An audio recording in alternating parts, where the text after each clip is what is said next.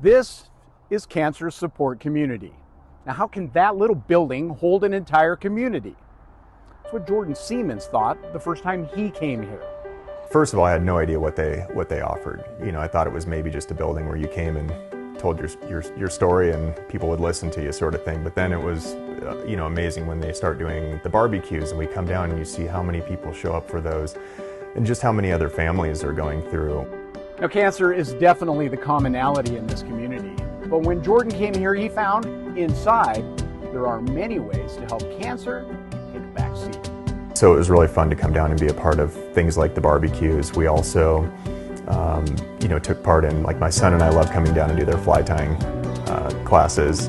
And we've done, yoga classes. We got to do Camp Make a Dream, which was an amazing, multi-day event. So yeah, a lot more activities are offered here than I ever thought possible.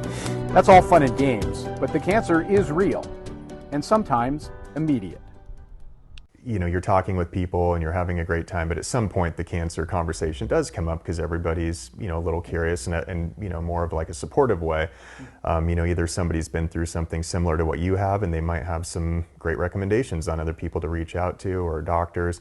So it is a great networking tool. It's nice to come down here and, meet, everybody that's somehow been impacted by cancer and use this community that they've built, kind of to your advantage to get through things and be able to have that conversation with somebody that really does understand what you're going through.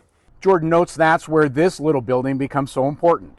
The community inside has the support for those who are dealing with this, cancer, a topic only they can relate to. Yeah, I agree that having, this conversation with people, because you don't just go out on the street and be like, hey, have you had cancer? Can we talk for a minute? It's like, that when you come in here, you're in a safe place.